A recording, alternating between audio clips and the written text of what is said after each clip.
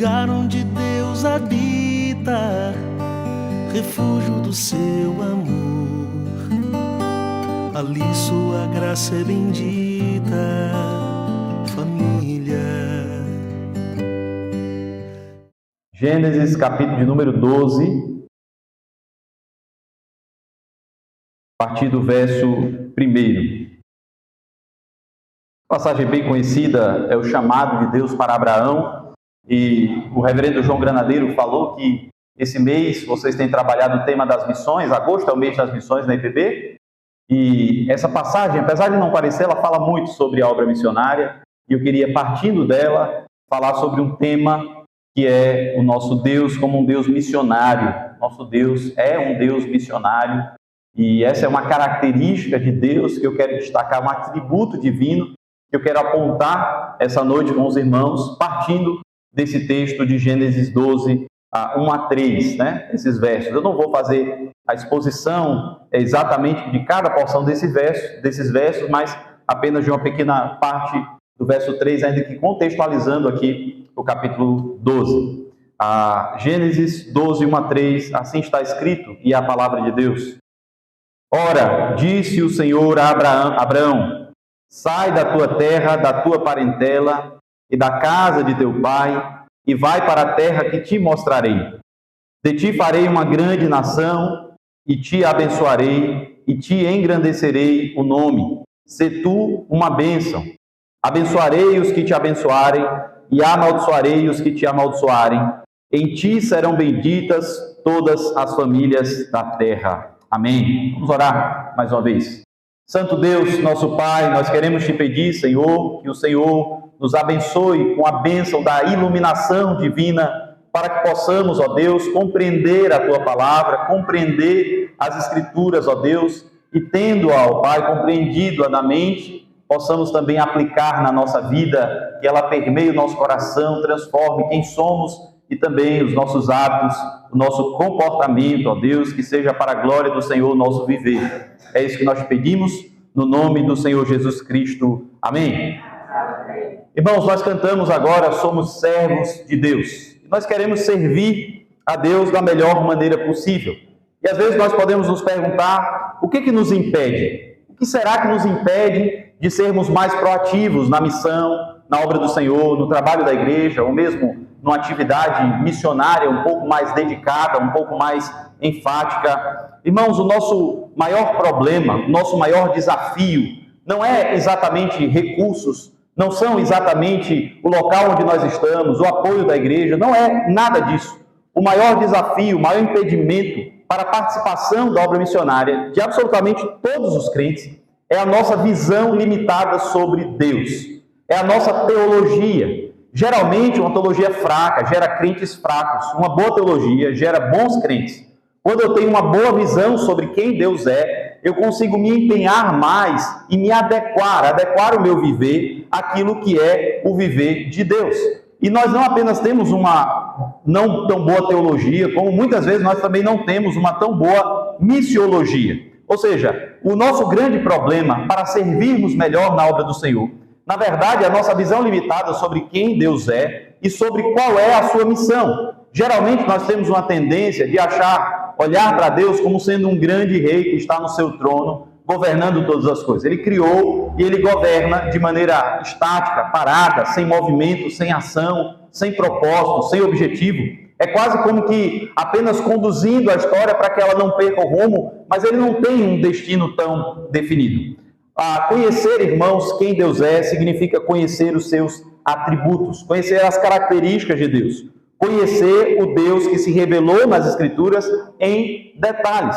Uma visão errada sobre Deus, mesmo que seja apenas incompleta, pode nos levar a caminhos errados ou a práticas erradas. Eu não sei se você já viu alguém dizendo algo do tipo assim: pastor, eu sou muito prático, eu não gosto de estudar teologia, eu gosto da ação, pastor, não gosto da prática. E a gente acha que esse tipo de pensamento, ele faz sentido, ele é piedoso. Pastor, eu gosto da ação, eu não gosto da teoria, eu gosto da prática. A gente poderia chegar e fazer. O problema disso é que muitas vezes o que nos impede de fazer é justamente a falta da teoria correta. Eu não estou falando falta de teoria como se qualquer teoria levasse a uma prática correta.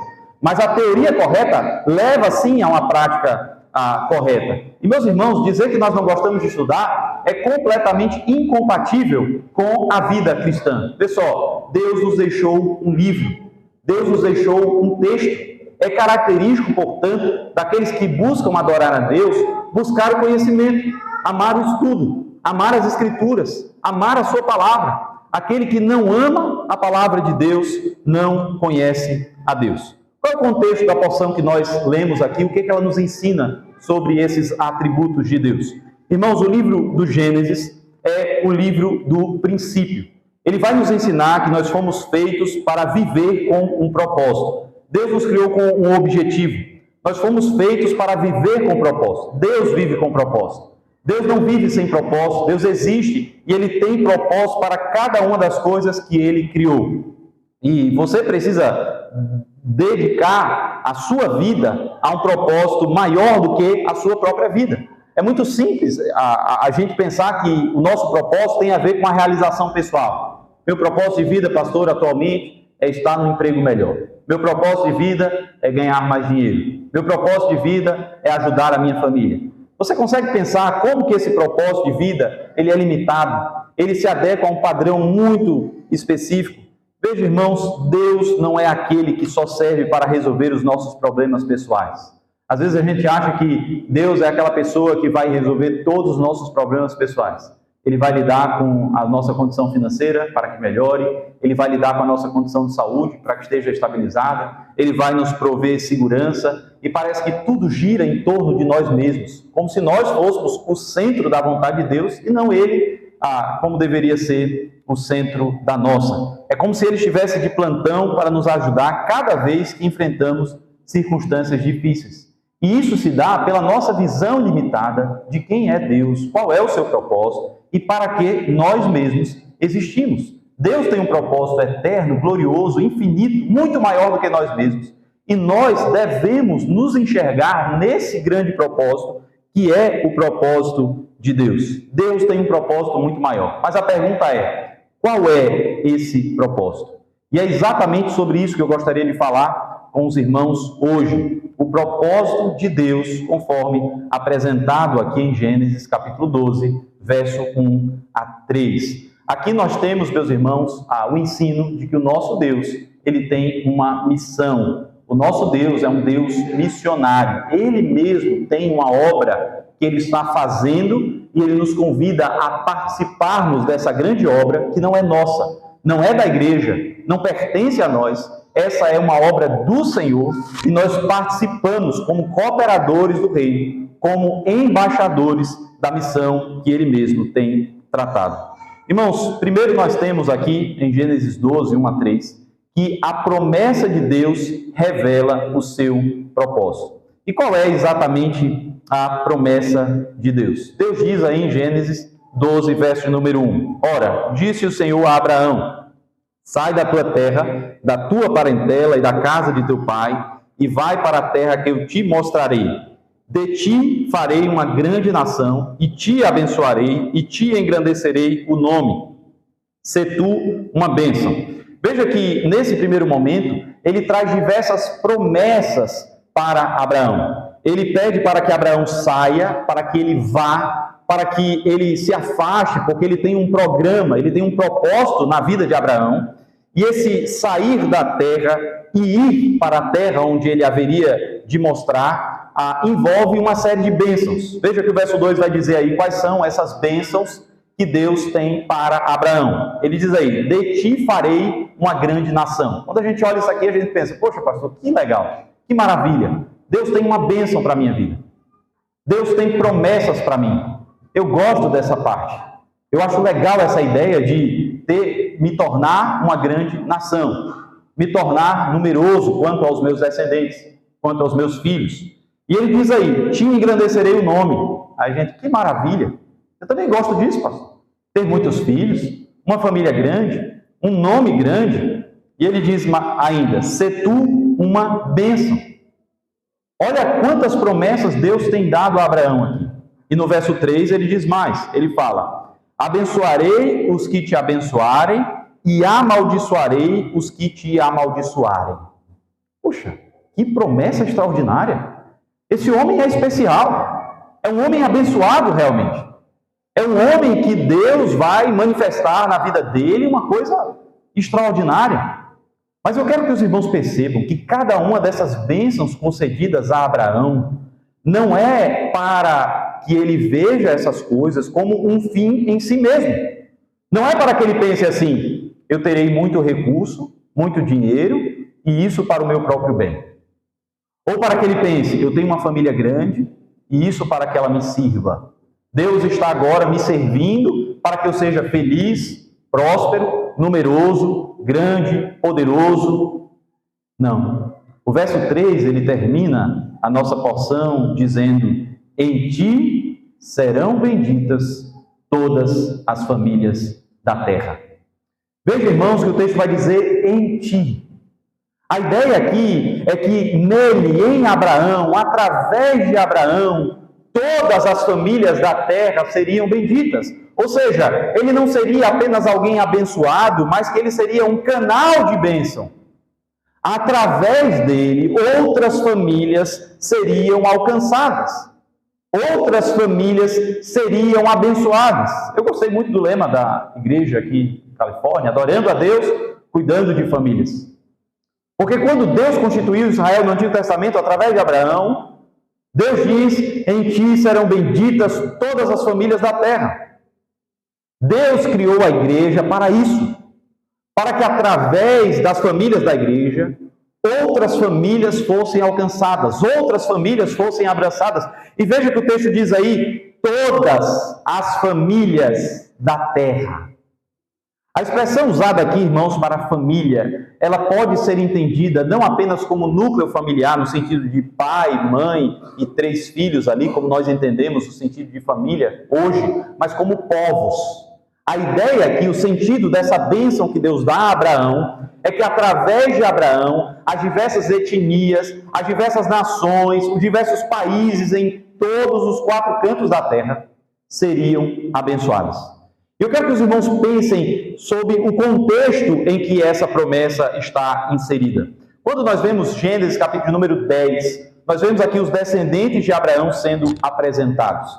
E a partir dos descendentes de Abraão e também dos seus 3 filhos, Sem, Cão e Jafé, todas as famílias da terra são ali detalhadas nessa grande genealogia de Gênesis capítulo 10 e também no capítulo 11. Nós temos aqui a genealogia de Sem, a genealogia de Cã e a genealogia de Jafé. E a partir dessas 3 genealogias, todos os povos vão sendo formados, constituídos, detalhados. E o que acontece em Gênesis capítulo 11? O texto vai mostrar que essas famílias não serviram ao Deus de Noé. Elas não andaram em conformidade com a palavra de Deus. Pelo contrário, se rebelaram contra o Senhor e construíram a Torre de Babel, uma torre para engrandecer o seu nome. Veja que interessante. Eles queriam engrandecer o seu nome por si mesmos. Eles mesmos queriam engrandecer o seu nome. Mas o que Deus promete a Abraão é: eu te engrandecerei o nome. Eles queriam fazer o seu nome grande acima do nome de Deus. Enquanto que Deus faz o nome de Abraão grande, ele diz: eu te engrandecerei o nome. E o que acontece no relato da Torre de Babel? Aquele povo desobedece e Deus confunde as línguas, confunde os idiomas, e a partir disso, as diversas nações, os diversos povos, as diversas etnias começam a se espalhar por todo o globo terrestre. E é nesse contexto que Deus estabelece a sua missão através do chamado de Abraão. É nesse contexto que Abraão é chamado. Abraão é chamado não para o seu próprio bem. Ele é chamado não para ser bem-sucedido, para ser feliz, para ser próspero e numeroso, mas porque Deus tinha um plano e um propósito não apenas para os descendentes de Abraão, mas para todas as famílias da terra. Vejam, irmãos, o plano de Deus nunca foi apenas Israel. Nunca foram apenas os judeus. Tem gente que pensa: os descendentes de Abraão era o plano inicial de Deus e depois Deus estendeu esse plano para os gentios. Não, o que Gênesis 12, verso 3 nos mostra é que Deus sempre planejou alcançar todas as famílias da terra. Sempre foi plano de Deus, sempre foi parte daquilo que Deus planejou. A segunda parte, irmãos, do texto vai nos ensinar que a promessa de Deus é repetida para Abraão e ela é repetida com o propósito de alcançar todas as famílias da terra. Eu quero que vocês caminhem comigo no Gênesis, alguns versículos só para mostrar como que isso está reafirmado em todo o Gênesis, e o que os judeus da época de Jesus não compreenderam era simplesmente por causa de uma cegueira espiritual, mas já estava lá nas páginas do Antigo Testamento. Gênesis capítulo 18, verso de número 18. Passe algumas páginas, chegue no capítulo 18 e veja o que diz o verso número 18.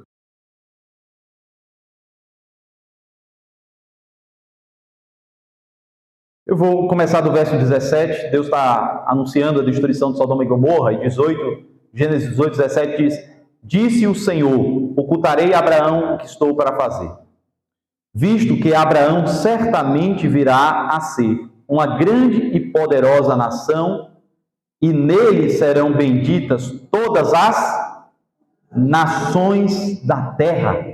Veja, irmãos, Deus ele tem Abraão não apenas como alguém que ele quer abençoar por si mesmo, e não apenas alguém que ele quer abençoar os seus descendentes, mas como um instrumento, um canal para alcançar todas as famílias da terra. Deus tem uma missão, Deus tem um propósito, Deus tem um plano: alcançar as nações, alcançar as famílias da terra. E Deus está apenas usando Abraão para esse propósito soberano de alcançar todas as famílias da terra, alcançar todas as nações. Ele diz: Abraão será uma grande e poderosa nação, e nele serão benditas todas as nações da terra. Veja outra passagem mais à frente, capítulo 26, verso de número 4.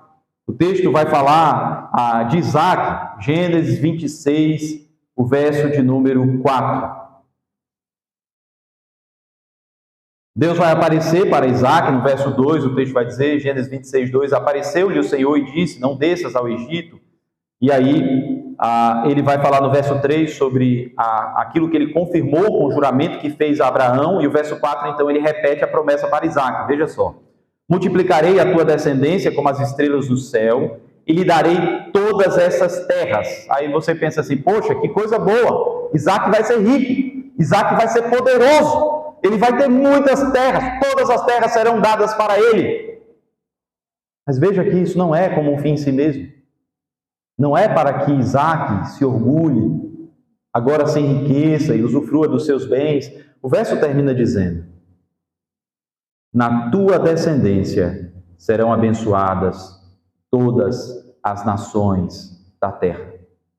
Irmãos, o capítulo 28, verso número 14, a Jacó, descendente de Isaac, a mesma coisa será dita. Veja só, a Gênesis 28, verso número 14, a tua descendência será como o pó da terra, estender-te-ás para o ocidente e para o oriente, para o norte e para o sul.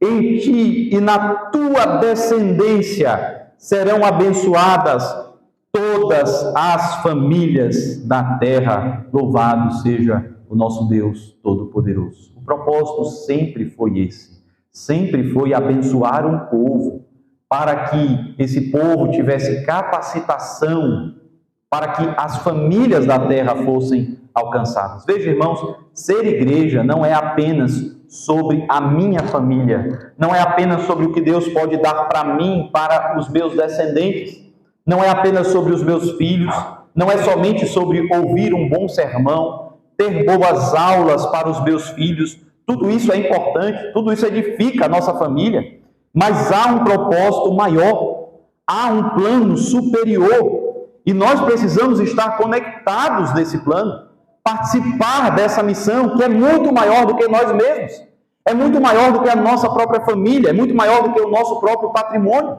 Na verdade, tudo que Deus tem nos dado é para que nós sejamos participantes dessa missão.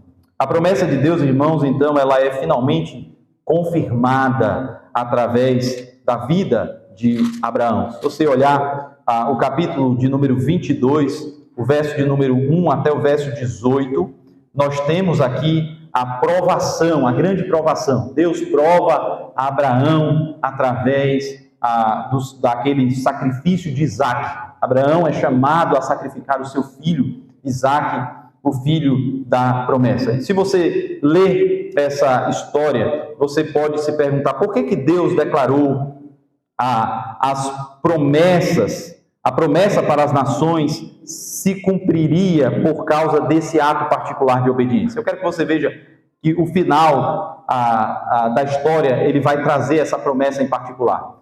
Gênesis 22, a partir do verso 15, o texto vai dizer assim: então do céu bradou pela segunda vez o anjo do Senhor a Abraão e disse: jurei por mim mesmo, diz o Senhor, porquanto fizeste isso e não me negaste o teu único filho, que deveras te abençoarei e certamente multiplicarei a tua descendência como as estrelas dos céus e como a areia na praia do mar. A tua descendência possuirá a cidade dos teus inimigos. Nela serão benditas todas as nações da terra. A promessa é repetida aqui. Nela serão benditas todas as nações da terra. Mas ele diz aqui: porquanto obedecestes a minha voz. A pergunta é: por que Deus declara que a promessa para as nações se cumpriria por causa desse ato particular de obediência? O que acontece exatamente aqui? E o que é importante, irmãos, nós entendermos é que o verso 1 e 2 nós temos a convocação, Deus chamando: oferece o seu filho. No verso 7 e 8, Abraão ele vai dizer assim: eis aqui o meu filho. Ou melhor, ele está conversando com Isaac, né? E aí o verso número 8, ele vai dizer assim, Isaac pergunta: cadê o cordeiro, né?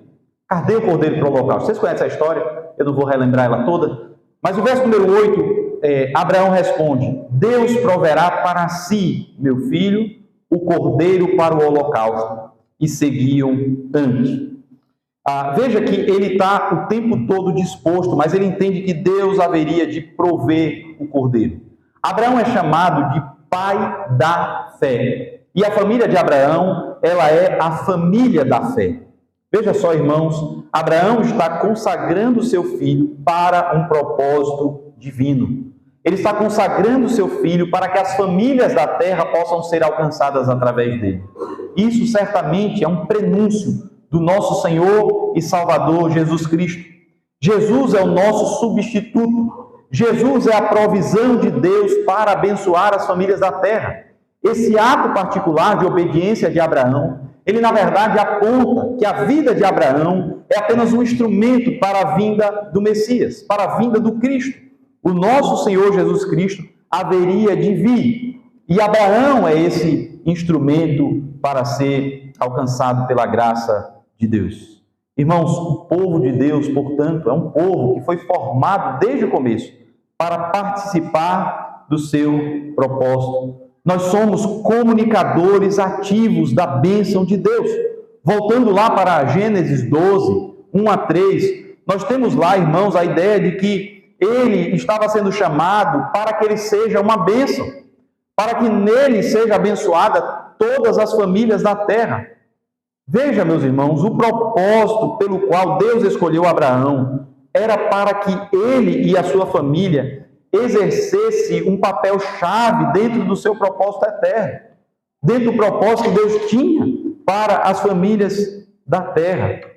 Nós somos chamados, irmãos, também a participar com Deus como seus sacerdotes.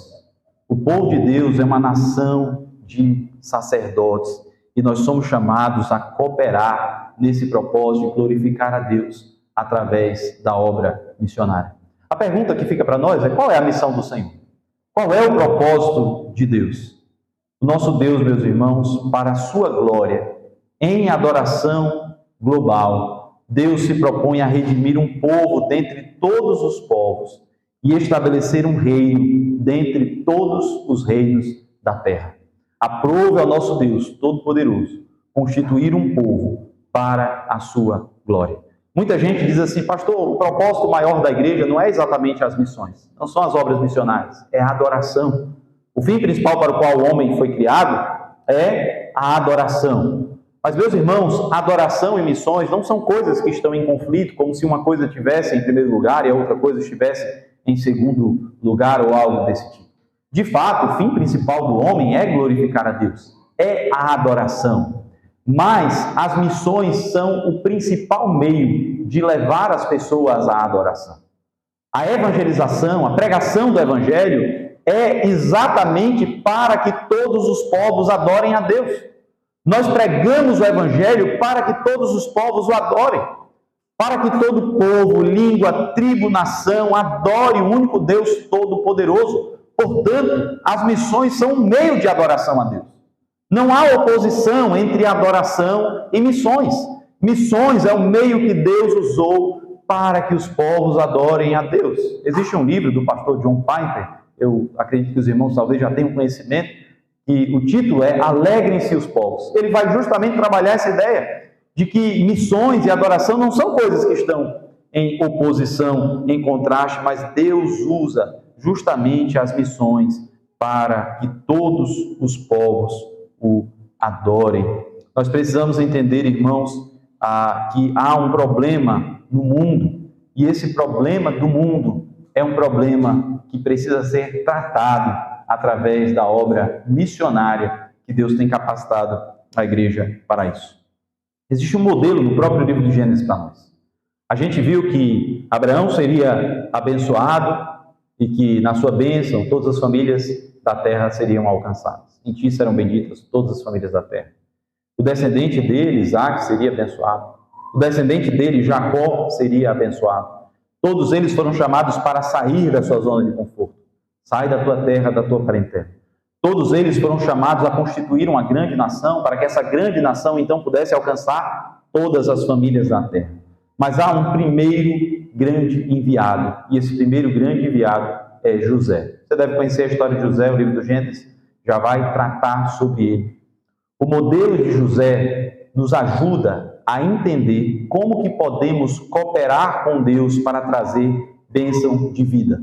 José é a primeira pessoa que as Escrituras mencionam como sendo enviado por Deus. Eu quero que você veja aí Gênesis 45, verso de número 5.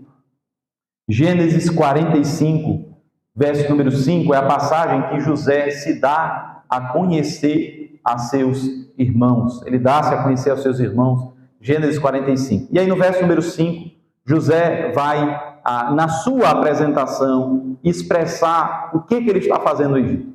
O texto diz assim: agora, pois, não vos entristeçais, nem vos irriteis contra vós mesmos, por me haverdes vendido para aqui, porque para a conservação da vida, Deus me enviou adiante de vós. Veja, irmãos, que José, ele tem uma consciência de soberania divina. Ele tem consciência que o lugar onde ele está foi dado por Deus. O lugar onde ele está, os recursos que ele tem, a posição que ele ocupa, tudo isso é parte da providência divina na sua vida. Deus lhe deu essas coisas. Deus lhe enviou. Deus lhe comissionou. E, meus irmãos, como nós precisamos dessa consciência? Precisamos de consciência de que tudo que temos, a nossa família, os nossos vizinhos, a nossa profissão, a nossa formação acadêmica, cada uma das coisas que Deus nos concedeu, na verdade, são parte do grande propósito de Deus através de nós, que não é para nós mesmos. Deus não te deu uma profissão apenas para que você pudesse sustentar a sua família. É também para isso, mas há um propósito muito maior. Deus não te deu uma casa, vizinhos, apenas para que vocês pudessem morar lado a lado um do outro. Ele tem um propósito muito maior na sua vida. E José tinha consciência disso, ele entendia que ele estava ali com uma missão. Eu participei por muitos anos da minha vida da Aliança Bíblica Universitária, ABU, lá na Universidade Federal do Rio Grande do Norte. E a ABU tem um lema que eu acho muito interessante. Eles trabalham com estudantes universitários e evangelismo dentro da universidade. E a ABU tem um lema de dizer o seguinte para os estudantes, para os universitários. Eles dizem assim: Deus me chamou para ser missionário dentro da UFRN, caso lá da universidade. Deus me chamou para ser um missionário dentro da UFRN. De quebra, eu ainda ganho diploma. E essa deve ser a nossa consciência, onde quer que nós estejamos. Deus chamou para ser um missionário no seu trabalho, na sua família, entre os seus parentes, entre os seus vizinhos. De quebra, você ainda tem um marido, um esposo, filhos, uma mãe, um pai, um tio, uma tia, um primo, uma prima, uma profissão, uma formação acadêmica, uma área onde você estuda. Mas não perca de vista o propósito missionário para o qual Deus tem te levantado. E quando a gente fala sobre obra missionária, irmãos, geralmente a gente pensa assim: poxa, mas eu não sou pastor. Eu não tenho uma ordenação. Eu não exerço isso como ofício. Meus irmãos, certa vez um pastor batista inglês, Charles Spurgeon, disse: todo cristão ou é um missionário ou é um impostor. Outra vez ele falou: todo cristão ou é um missionário ou é um campo missionário. A igreja, irmãos, é uma instituição missionária. Toda igreja é.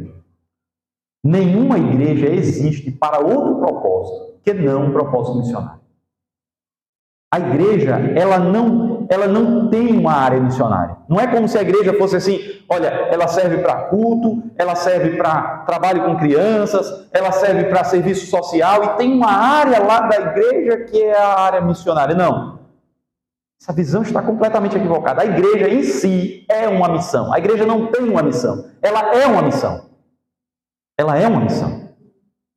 A ação de Deus, ao nos salvar, ao nos redimir, ao nos alcançar, é uma ação missionária. E tudo que a igreja faz, tudo, deve refletir um propósito missionário. É óbvio que eu estou falando aqui sobre missões no sentido muito mais amplo da palavra.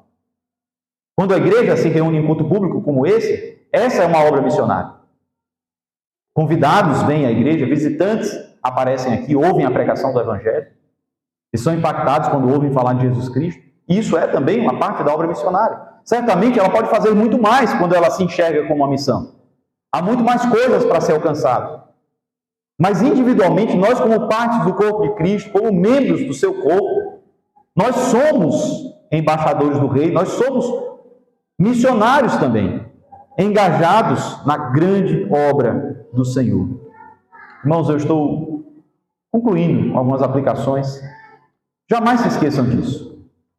A Bíblia inteira fala de Deus como um Deus missionário. E nós, como povos que foram chamados para cumprir a sua missão. Nós, como famílias da terra, que foram chamados pelo Espírito Santo para cumprir a sua missão. Você é chamado, meu irmão, minha irmã, a ler a Bíblia para entender as histórias e os ensinamentos que destacam a missão de Deus ao longo da história. Você precisa estar participante da obra missionária do Senhor. Você precisa o tempo todo buscar orientação, envolver-se com as atividades da igreja, entendendo que você foi enviado pelo Senhor para estar onde você está. Esteja disposto a oferecer o seu tempo, os seus talentos, os seus recursos para apoiar projetos, iniciativas missionárias, sejam elas locais ou globais. Quando a gente fala de missões, a gente pensa em algo que acontece fora do Brasil, em outro país, em outra nação. Não. O bairro de Califórnia precisa de ação missionária. A cidade Barra do Piraí, Volta Redonda, a região do Rio de Janeiro precisa da obra missionária. E talvez você não consiga jamais ser enviado para a África, para os Estados Unidos, mas há um local aqui vizinho a você que precisa da ação missionária. E Deus colocou essa igreja aqui para que ela fosse esse canal de bênção. Eu quero convidar você, meu irmão, minha irmã, a avaliar como que você está contribuindo para a missão de Deus na sua vida cotidiana, na sua vida diária, na sua profissão, na sua família, entre os seus vizinhos, entre os seus parentes. Examine a sua vida. Mas examine também a sua participação na comunidade. Você tem uma missão individualmente, particularmente, mas você também tem uma missão como comunidade, como parte da igreja. Esteja disposto a sair da sua zona de conforto. O chamado de Deus a Abraão foi: sai da tua terra, da tua parentela. O chamado de Deus para os discípulos não foi muito diferente. Ele disse: aquele que não estiver disposto a deixar pai, mãe, irmão e irmãs para me seguir, não é digno de ser meu discípulo. O discipulado cristão exige abnegação, exige abrir mão de algumas coisas. E muitas vezes, irmãos, a gente não precisa abrir mão da metade das coisas que os primeiros discípulos de Jesus precisaram abrir. Da metade dos sonhos, dos propósitos, objetivos. A Bíblia diz que quando os pescadores foram chamados por Jesus, lá no mar da Galileia, eles deixaram as suas redes e o seguiram. A Bíblia fala, o evangelista Lucas, quanto ao chamado de Mateus, Levi, como Lucas chama, o chamado de Levi, que ele estava na coletoria, sentado, e Jesus passa por ele e chama para ser seu discípulo. E Lucas é o único que registra um detalhe especial do chamado de Levi. Ele diz assim: deixando todas as coisas, deixando todos os seus recursos, ele seguiu a Jesus. Eu não sei o que Lucas deixou, ou o que Mateus deixou, por exemplo. Mas ele abriu mão de muita coisa na sua vida para seguir o nosso Senhor e Salvador, Jesus Cristo. Esteja disposto a sair da sua zona de conforto. Lembre-se, a missão existe para glorificar a Deus. Missão existe para a adoração. Cultive uma atitude de adoração contínua em todas as áreas da sua vida. Priorize a adoração e o louvor a Deus na sua comunidade local como um meio de glorificar a Ele e de fazer missão. E não se esqueça, o propósito da missão é para que todos os povos o adorem. Eduque-se sobre as necessidades e os desafios culturais da sua região, da necessidade aqui de Califórnia. Apoie a igreja, apoie os trabalhos da obra do Senhor. Entenda que Deus tem nos chamado para glorificar a Ele através da obra missionária. Assim como Deus chamou Abraão, Ele também chamou os seus descendentes, com os quais nós somos contados, para que, através de nós, todas as famílias da terra sejam abençoadas, sejam alcançadas. Deus tem um propósito, Deus tem uma missão, e Ele nos chama a participarmos do seu grande propósito, da sua grande obra, da sua grande missão. Nós somos cooperadores, a missão não é nossa, não é nem da igreja, não é da instituição, jamais foi. Ela pertence exclusivamente ao nosso Deus. Mas Ele nos convida a participarmos, Ele nos chama a participarmos dessa missão. Quando nós nos convertemos, Deus não está apenas nos dando uma religião, não é um credo, uma fé, não. Deus está nos chamando para o exercício de uma profissão. Caminhar com Jesus, o discipulado cristão, é como que assinar uma carteira de trabalho. Jesus olha para pescadores e diz: vinde após mim, e eu vos farei pescadores de homens. Ele chama para uma profissão, Ele chama para um trabalho, Ele chama para uma obra, e nós precisamos estar dispostos a trabalhar na obra do Senhor, a participar da sua obra, cooperando com a expansão do seu reino, com a expansão da sua igreja. Vamos orar, pedindo ao Senhor que nos habilite a participarmos dessa obra para a glória do seu nome. Santo Deus, nosso Pai, nós te louvamos, Senhor, agradecemos a Ti pela Tua palavra inspirada, santa, poderosa. Ó Deus, e nós agradecemos, Senhor, pelo ensino dela, especialmente, ó Pai, acerca da obra missionária. Nosso Deus como um Deus que tem uma missão, que tem um propósito, um Deus missionário, e que também nos chama a participar dessa missão de alcançar todas as famílias da terra. Dispõe o coração do teu povo, ó Deus.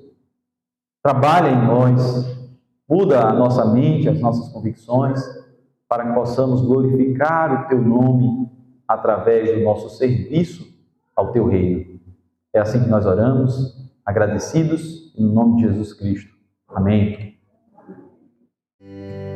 Lugar onde Deus habita, refúgio do seu amor. Ali sua graça é bendita.